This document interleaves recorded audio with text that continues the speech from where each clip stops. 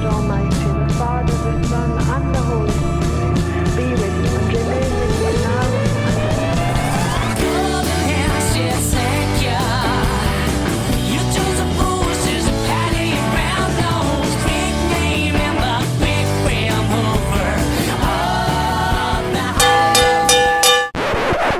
Hi there everyone, Jack here again at the Vinyl Voyage. I hope you're all well. I've had an interesting week, albeit a difficult week, trying to have another week off the psychedelic records. After months and months of mainlining Strawberry Alarm Clock, Gorky's Zygotic Monkey, Elmer Gantry's Velvet Opera, it's been hard going cold turkey, though I did sneak in a little bit of Syd Barrett earlier in the week. But other than that, I've been listening to different genres. I bought in a whole host of new records as well, and a little bit of a different video this week. So instead of looking at psych rock, we're going to look at psychedelic rock's snottier, less well-behaved little brother, garage rock.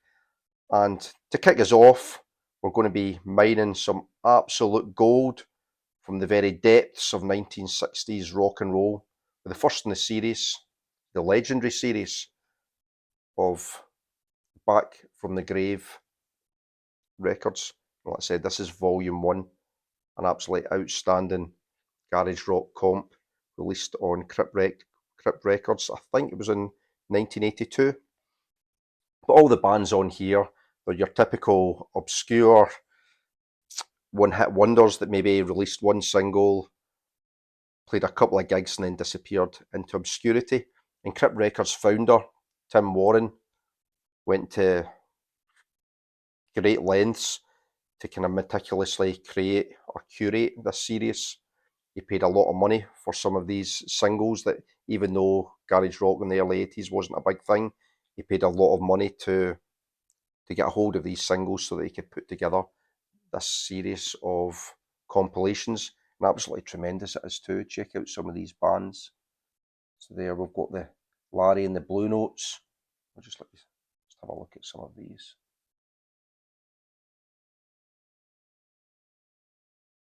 Absolutely tremendous. The guy was on a bit of a mission to kind of preserve the wild, untamed 1966 punkers that no one really had heard of at the time. I love this artwork as well, of this zombie here, burying the jazz and rap and disco, the music of the time, Bowie and Elton John.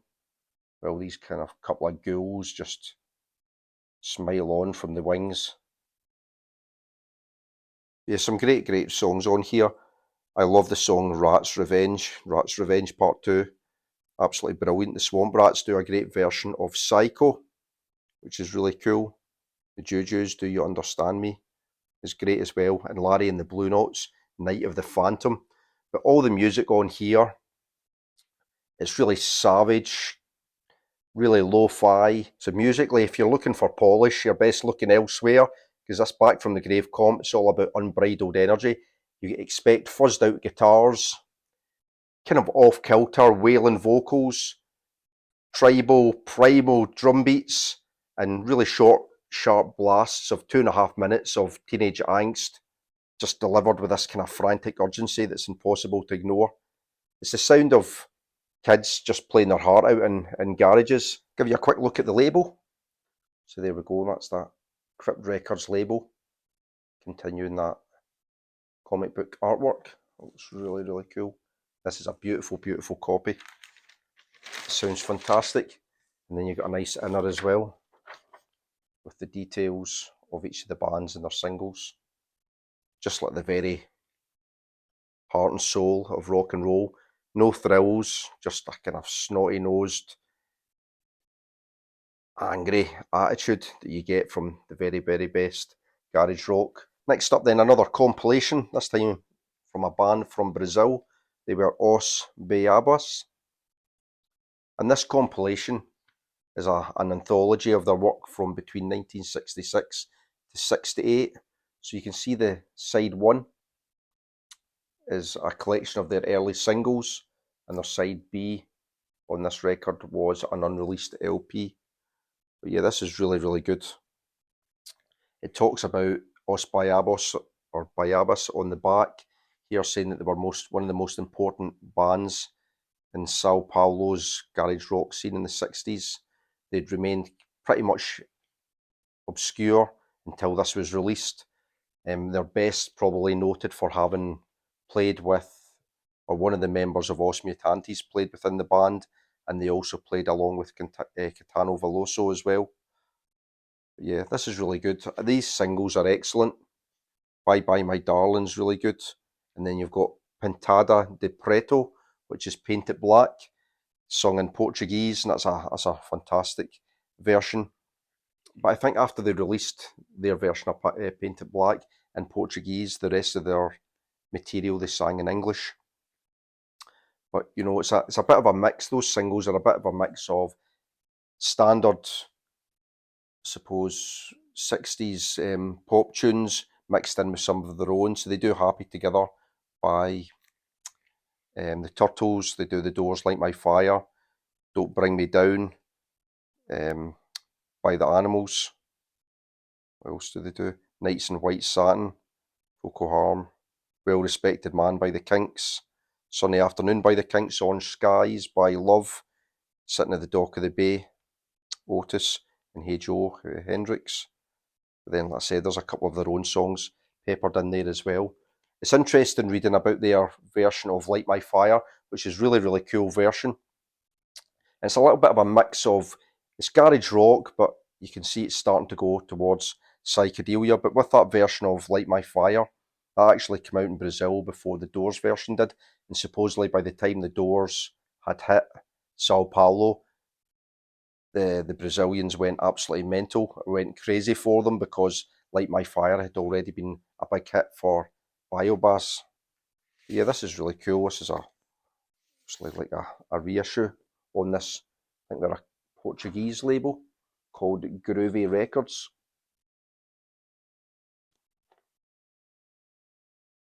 Yeah, really nice. Like I said, some really cool garage stompers on here, but then the further you get into it, it definitely becomes more psychedelic by the time you get onto things like Orange Skies, Nights in White Satin. I got it's a little letter that comes with it as well, talking about the release and talking a little bit about the record label, Groovy Records. Oh, I don't know if they're maybe connected to Gerson Records.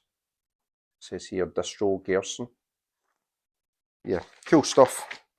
Bayabas, I hadn't heard of them before. I actually got this on Record Store Day. I bought loads of records on Record Store Day. Quite a lot of them I haven't shown, but this was a second-hand record that I picked up for about a tenner, and I thought, oh, I'll take a punt on this, something a bit different, and yeah, really enjoyed it.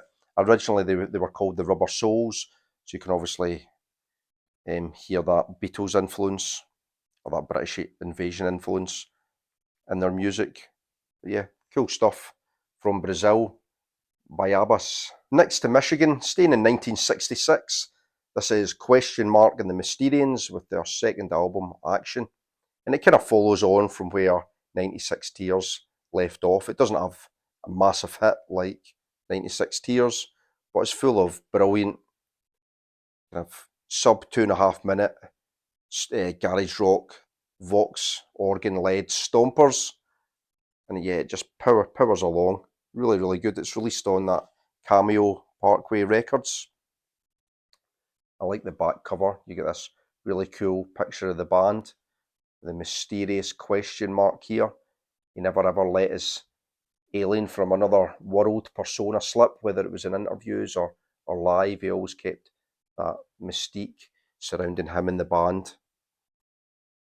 But yeah, the rest of the band look pretty odd too.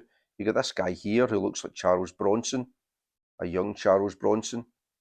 The rest of the dudes look pretty clean cut, and there's a bit of a biography about each of the guys in the band. For Question Mark, it just says no information available except his favourite colour, orange. It's the only thing he was willing to reveal about himself. Frank Rodriguez Jr., Frankie, likes science fiction, digs flying saucer stuff. Robert Lee Balderrama, Bobby. He likes calves, liver, girls, the colour blue, bowling and working with electronics. He plays the guitar. So yeah, really cool. There's some great songs on here. I love Hanging on a String, the opener, side 2 is really catchy. Girl, You Captivate Me, the opening track is brilliant. There's a great cover of Shout as well. But yeah, all in. Brilliant stuff. You can look at the length of those songs. You know, is there anything over to? Yeah, Shout's 5 minutes 30, but everything else is almost sub 2 minutes. You know, the whole album I think only clocks in at 28 minutes or something like that. Yeah, brilliant. Mastered by Bob Ludwig. This is a cheap reissue that I got with Rare Waves or through Rare Waves for £10. So yeah, nothing fancy, but it's cool. Then there's got some other rock and roll favourites that you can get through the label. Oh yeah, 96 Tears there at the bottom. Let's show you the label. That's that Cameo Parkway label. There we go.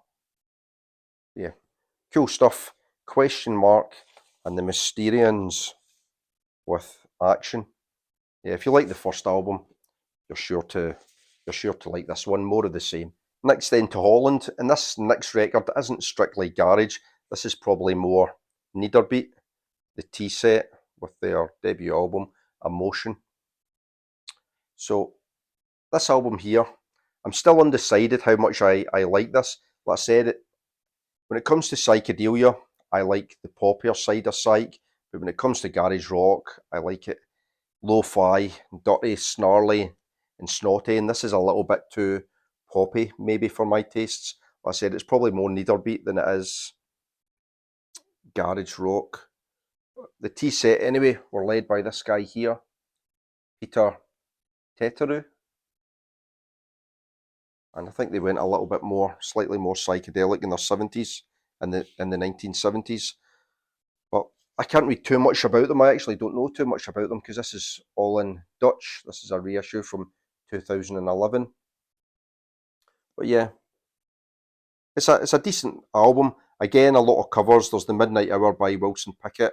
Nothing Can Ever Change This Love by Sam Cooke. Rufus Thomas, Can Your Monkey Do the Dog? Joe Tex, You Better Believe It. Eric Burdens for Miss Colker. So a lot of cover versions. It's probably more kind of, like I said, Niederbeat, R&B than garage. There's not a lot of growl about it. There's not a lot of snarl. It's not so primal. It's more for a kind of pop market, I think. But it's still good. It's an enjoyable listen. But yeah, overall, I would say I would like my garage rock a bit nastier than this. But for I think I paid a tenner for this on Record Store Day as well. So it wasn't a lot of money. £10 for something a bit different, and like I said, still a enjoyable listen. And the guys look pretty cool in the front cover. There we go, the Tea Set with Emotion. So I've got to finish on something a bit grittier, a bit grimier, something to satisfy all those garage gremlins out there. From Scotland in Edinburgh, this is the Offhooks with Off the Hook. And this is like a mini album that was released, I think, was it recorded in 1988? I think it was recorded in 1988. So unfortunately, I had the option to either buy the test pressing or the album, and I bought the test pressing, and I kind of wish that I'd brought the album now, because as much as this has got lots of cool little paraphernalia around it, I would have preferred a proper album cover. But yeah, band from Edinburgh, released on this Cartel record label. Again, I don't know that much about this band. There's not a lot of information out there. It says here, a 6-track mini album featuring Scotland's answer to the Headless Horseman. The Offhooks successfully combine a grungy garage rock sound, 60s punk imagery with a 1988 attitude. Buy this, kids, because it's a hot one. Features Lenny from the Thanes. The Thanes were another Scottish garage rock band. I'll just show you this label. Yeah, it does sound cool. It is very lo-fi and grungy and a really cool garage rock revival band. And I think I did find a little bit of information on them. It said that they recorded a second album, I believe, in Edinburgh, but it was never released. This is, I think, the only full release that they had. But yeah, this is really cool. Scott, let's see the track listing. On here. See, side 1, Greed, I'm a Nothing, Heartbreaking Girl. Heartbreaking Girl is one of the best songs. No More Tears, Got No Lovin', and I Can Take It. Yeah, they were a 5-piece. Yeah, really cool. That's the front cover of the album, albeit with colour added. But yeah, I kind of wish that I just bought the normal release rather than this test pressing, though it does sound really good. But yeah, this is the Off Hooks with Off the Hook, Scotland's very own garage rock revivalists. So there we have it. I hope you enjoyed that. That was my roundup of garage rock that I've been listening to, amongst other albums, over the week. Really enjoyed listening to these albums. Some of them I've had for a while, some of them are new buys, but really, really great stuff. Now, I'm not quite sure what I'm going to do next week because I've got lots of new music. However, it's all kind of pinging around in different genres, so I'm not sure. I maybe just do a new finds video, or I maybe do something completely different, or maybe I do another psych rock video. I'm not quite sure. But anyway, I hope you enjoyed this one.